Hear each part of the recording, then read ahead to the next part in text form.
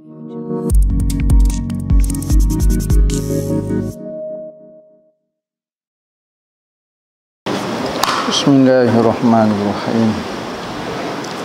Alhamdulillahi rabbil alamin, wassalatu wassalamu ala asyrafil anbiya'i wal mursalin Sayyidina Muhammadin wa ala alihi wa sahbihi ajma'in. Qala rabbi shrah li sadri wa yassir li amri wahlul 'uqdatam min lisani yafqahu qawli. Subhanaka la ilma lana illa ma 'allamtana innaka antal alimul hakim wa la haula wa la quwwata illa billahil aliyyil azim. Nawaitu ta'allu wa ta'lim wa tazakkura wa tazkira wa naf'a wal intifa wal ifadah wal istifadah wal hasa 'ala tamassuki bi kitabillah wa sunnati rasulihi wa du'a ilal huda wa dalalata 'alal khair ibtigha'a wajhillah wa qurbihi wa sawabihi subhanahu wa ta'ala. Allahumma inni as'aluka ilman ladunni wa mashraba safihani ya wahabu ya ghani. Qala al-muallif rahimahullahu ta'ala wa nafa'ana bih wa bi'ulumihi fid darain amin. Rabbi yasir wa la tu'assir wa tammim bil khair wa la hawla wa la quwwata illa billahil aliyyil azim. Amma ba'du, assalamu alaikum warahmatullahi wabarakatuh. Berkata Tuan Minal dalam kitab dia Irsyadul Ibad ila Sabilir Rasyad, sehinggalah perkataan dia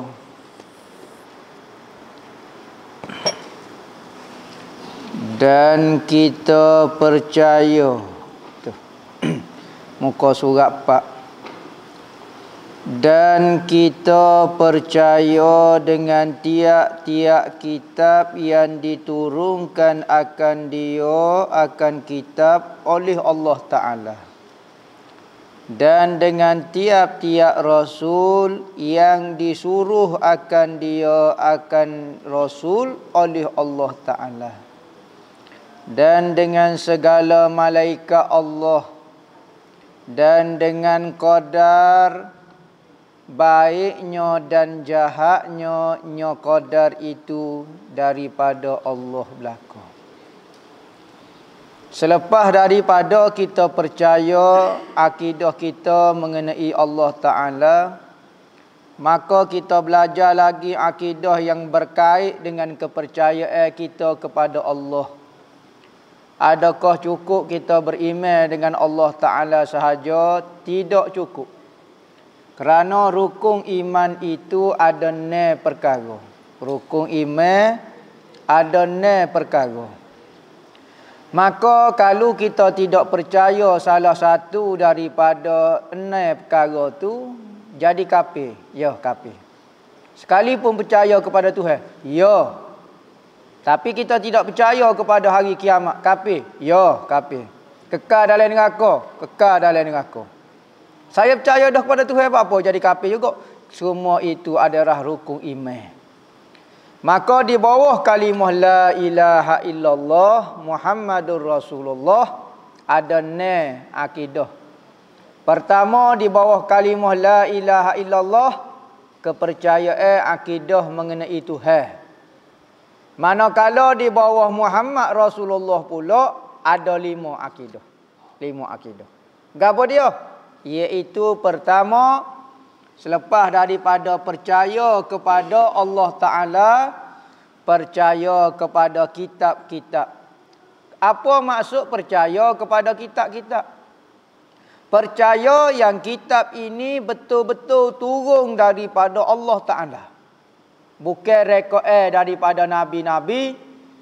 Betul-betul ia tu sama ada turun kitab ataupun turun wahyu.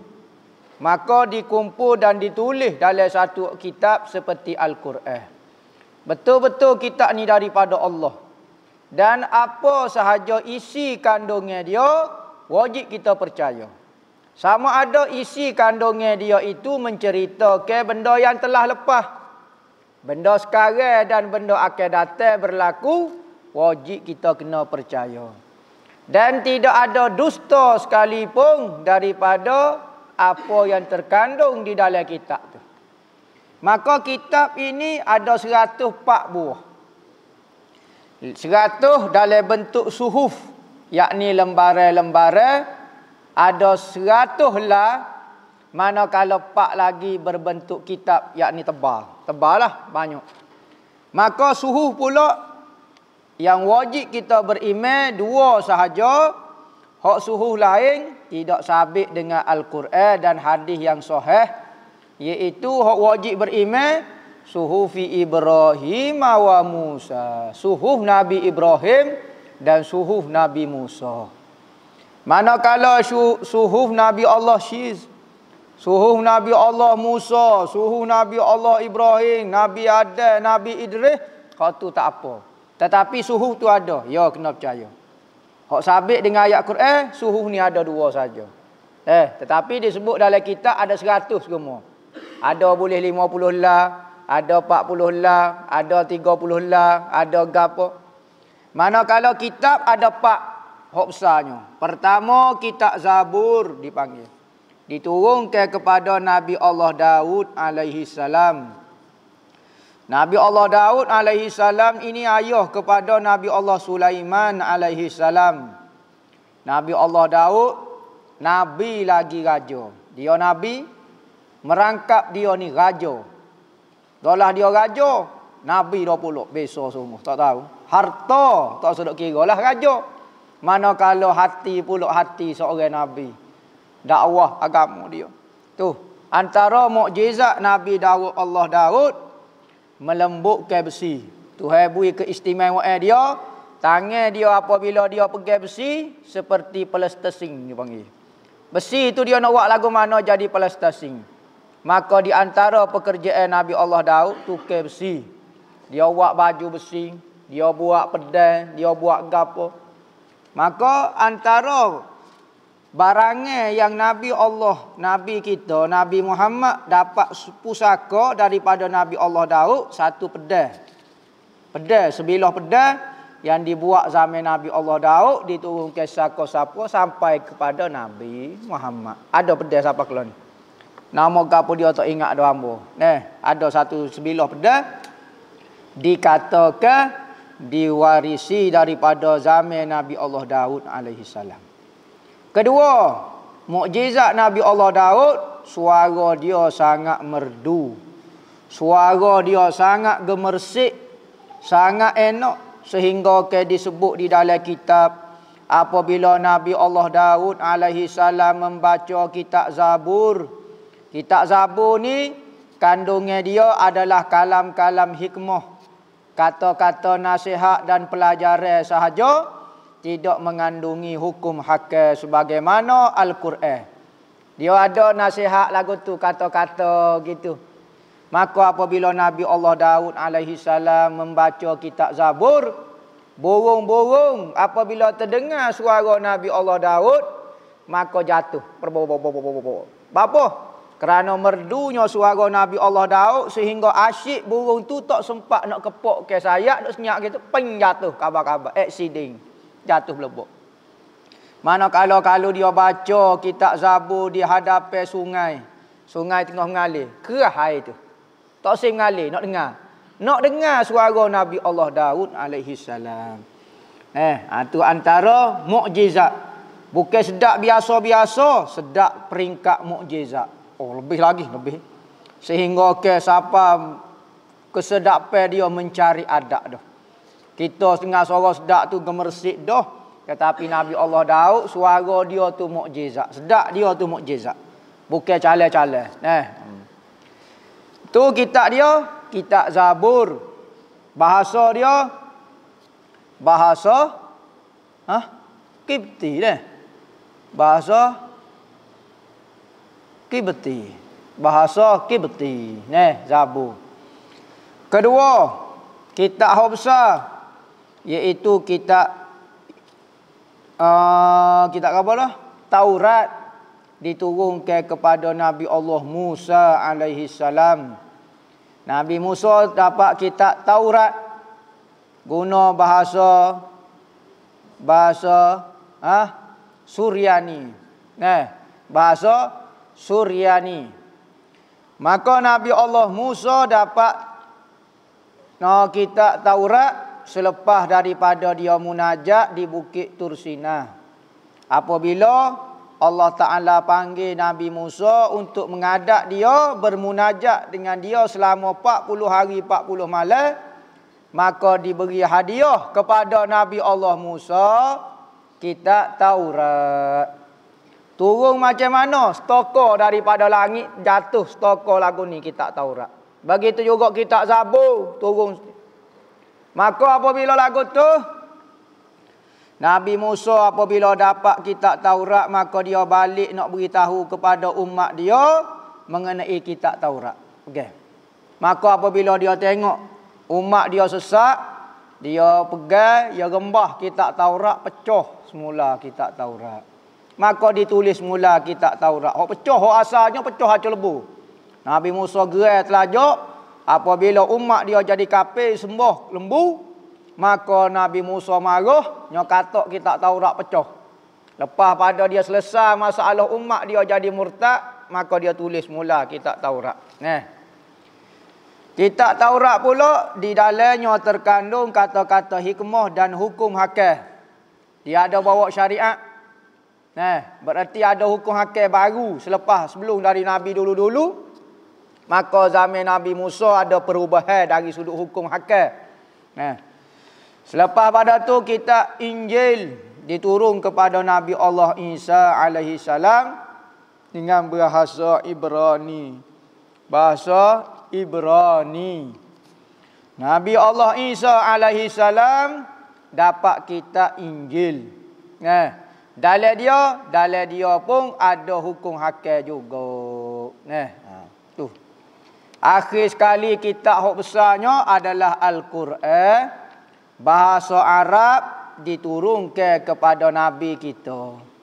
Kitab ni Allah Ta'ala pelihara. Satu-satunya kitab yang diturunkan di langit, daripada langit yang masih boleh kita baca secara pasti, tidak ada sebagai perubahan sampai kiamat, kerana dia merupakan panduan sampai hari kiamat. Mana kalau kitab lain sudah diselewengkan. Kitab Zabur diselewengkan, kitab Injil diselewengkan, kitab Zabur, kitab Taurat diseleweng, jadilah Bible lah gapo dia. Kerana apa tak dijaga? Kerana ada lagi kitab selepas daripada tu. Mana kalau Al-Quran tak ada dah kitab yang akan diturunkan, maka keistimewaan dia terjaga sampai hari kiamat. Inna nahnu nazzalna zikra wa inna lahu lahafizun. Kamilah yang menurunkan Al-Quran dan kamilah yang akan menjaga Al-Quran. Hebat atau hebat penjagaan Al-Quran kalau saja ada orang kosek Al-Quran, cetak Al-Quran bentuk salah, tinggal was putih, tak ada masa 2-3 bulan orang boleh kesal. Orang boleh kesal, cetakkan ni salah ni, maka orang akan rapah, orang akan gapo.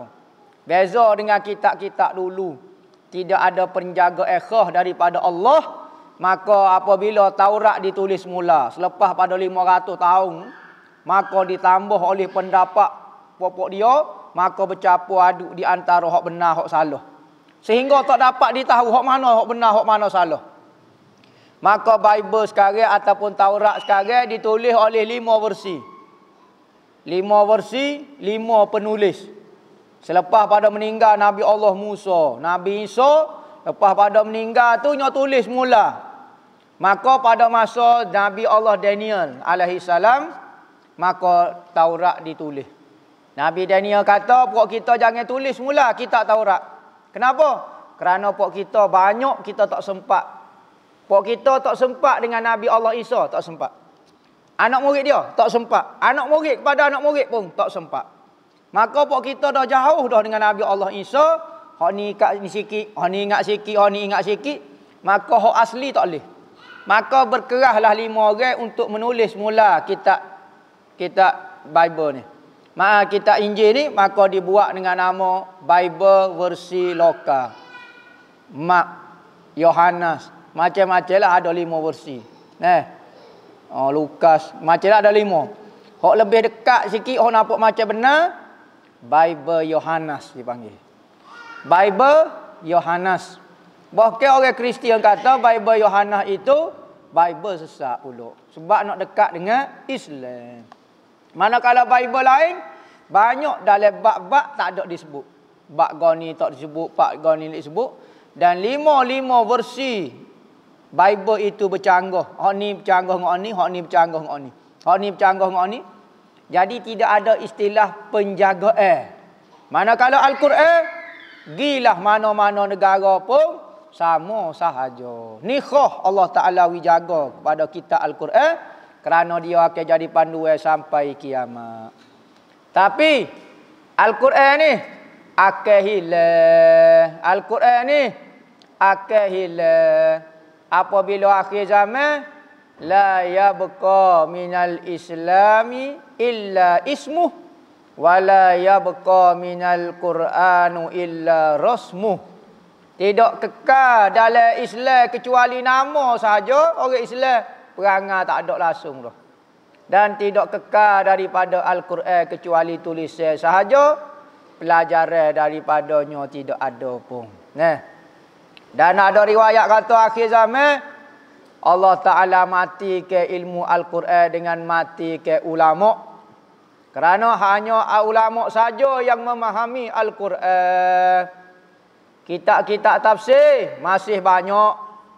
Kitab-kitab ni dijual dalam internet banyak, tetapi ulama dah mati. Maka matilah sistem ilmu yang sebenar yang dijamin oleh Nabi.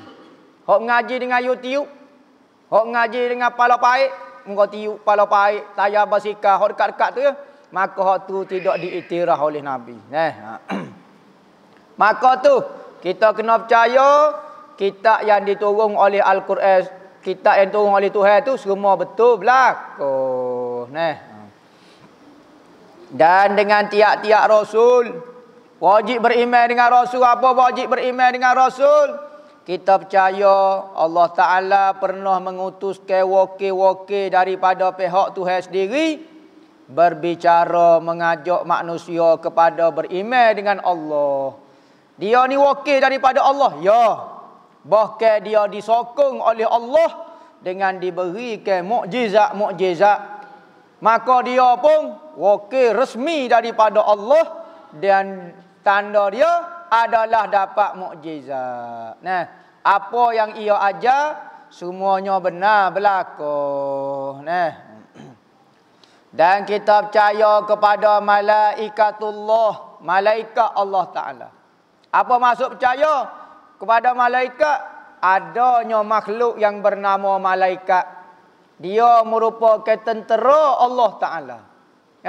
Tentera Allah Ta'ala untuk macam-macam tugas. Tugas lagu ni ada tugas goni ada. Maka malaikat bilangannya sangat banyak. Sangat banyak. Dan dengan qadar baiknya dan jahatnya, takdir baik, takdir jahat, semua itu maksud beriman dengan qada-qadar. Kita percaya apa saja yang berlaku di dunia ini, baik ke, jahat ke, buruk ke, menurut pandangan mata kita, semua itu adalah pekerjaan Allah Ta'ala. Semua itu adalah ciptaan Allah. Buruk dan baik menurut pandangan kita dah.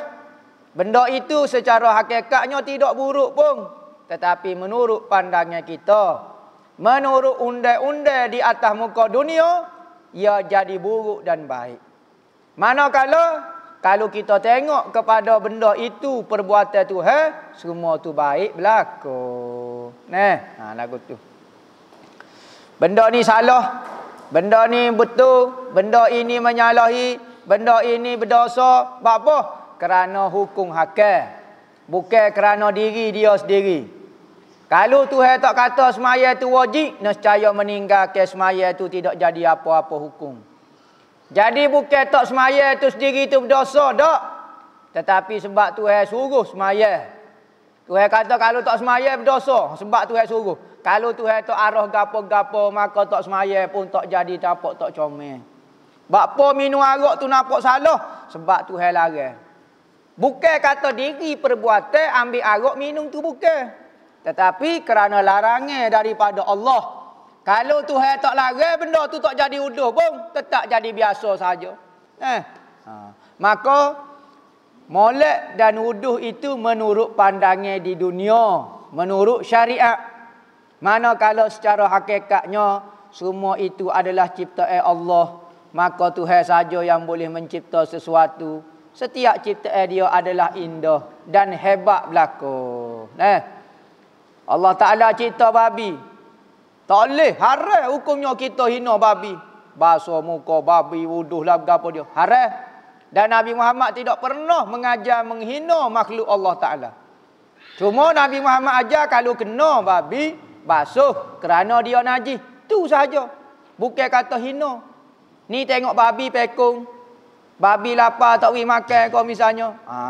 Maka orang yang melihat semua itu adalah perbuatan Allah, ciptaan Allah, maka dia akan jadi juru. Dia akan jadi molek. Dan kita naik saksi bahawa Nabi Muhammad itu hambanya, hamba Allah. Sekatu saja, kafir lagi. Siapa dia berintikad Nabi Muhammad itu adalah hamba Allah, kafir lagi.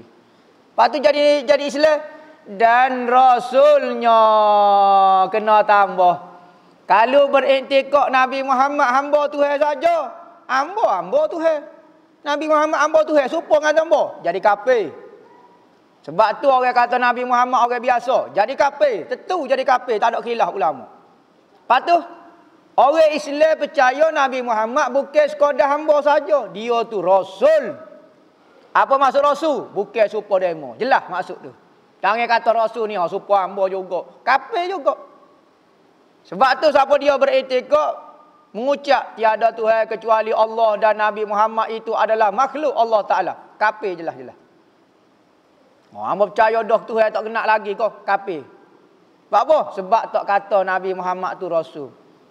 Dia orang biasa ke? Dia mau iktikad lagu tu ke? Dia orang biasa saja gitu ya? Supaya kita? Kafir. Bagaimana? Dia tu Rasul sekarang. Memanglah dia tu makhluk. Tetapi pangkat dia tu Rasul. Serupa dengan kita? Tak serupa.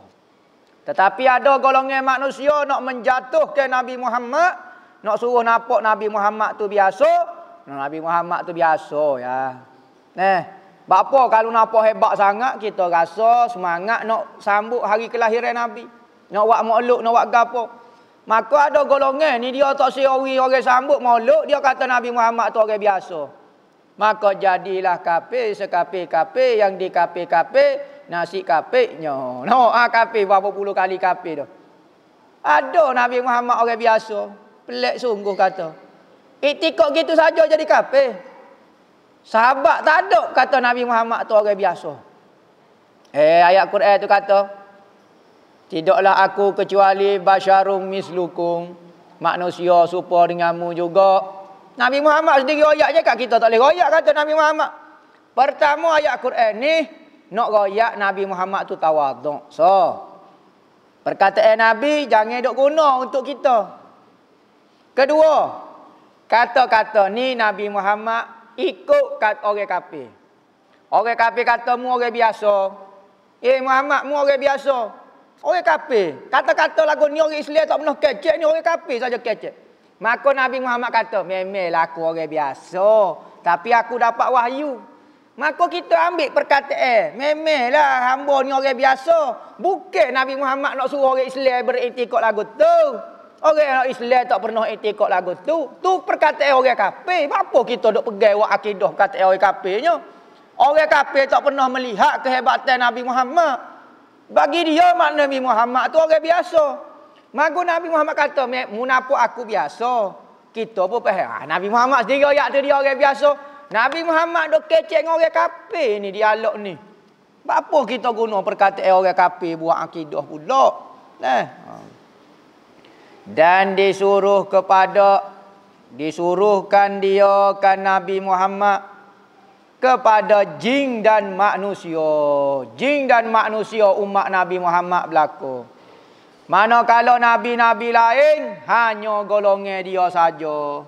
Nabi Allah Musa, Bani Israel di Mesir sahaja. Tu tempat dakwah dia, satu negara dipanggil Mesir.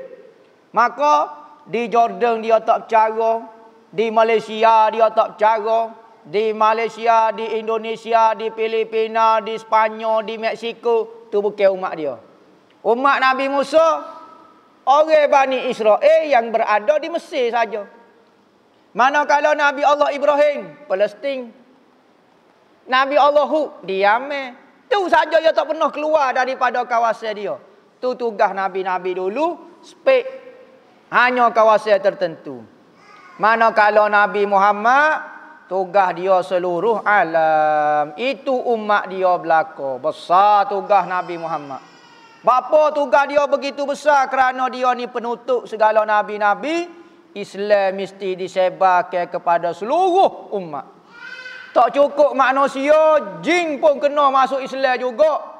Maka Nabi Muhammad pun berdakwahlah. Maka dia pun meninggal, belum sempat sebar semua. Sahabat-sahabat pergi pula sebar ke ajaran Nabi Muhammad. Pah mana? Lepas meninggal sahabat, tabi'in pula pergi ke jauh. Maka sapalah Islam di Malaysianya. Pak Islam ni umat Nabi Muhammad, kau orang Islam Malaysia ni? Ya. Bukan di tanah Arab saja, bukan kata Nabi Muhammad ni ngajar Islam di tanah Arab saja dak. Tempat kita pun kita umat Nabi Muhammad juga. Siapa tempat kita ada pendapat zaman Khalifah Saidina Osman. Pendapat yang paling awal menyatakan Islam siapa di tempat kita ada hubungan dengan Mekah dan Madinah pada zaman Saidina Osman. Zaman Saidina Osman ni dekat 1400 tahun lepas. 1400 tahun lepas Islam sudah masuk dah ke Melayu kita. Ke tanah Jawi kita masuk dah Islam. Sekalipun pelajaran dan agama Islam pada masa tu tidak boleh menguasai raja-raja lagi. Rakyat ada dah masuk Islam. Ada dah ikut. Tetapi apabila zaman sebelah, ada riwayat kata zaman sebelah. Ada riwayat kata zaman 13, ada kata zaman 15, barulah Islam jadi pemerintah. Islam dikuasai, Islam menguasai raja-raja, maka lahirlah kerajaan-kerajaan Islam. Contohnya kerajaan Islam Demak, Bintoro Demak, yang dikuasai oleh Sunan Fatah, anak murid kepada Wali Songo. Mula dah generasi 700 tahun lepas. Sultan Melaka, Fatani, Raja Kedah. Waktu semua tu masuk Islam raja-raja. Tak menunjuk ke Islam masuk mula-mula masuk lagu tu tak. Islam sudah mari awal tetapi rakyat baru. Pemerintah tak boleh nak masuk lagi. Tu manusia dan jin. Tu umat Nabi Muhammad. Dan Arab dan Ajam. Arab ni orang Arab, Ajam ni orang bukan Arab. Ikutlah bangsa gapo? Selain daripada bangsa Arab dipanggil bangsa Ajam. Nampak? Ajam ni orang Melayu, orang Eropah, orang Cina, orang Korea, orang Meksiko, nama orang gapo dia, Kongo, gapo dia, semua tu Ajam belaka.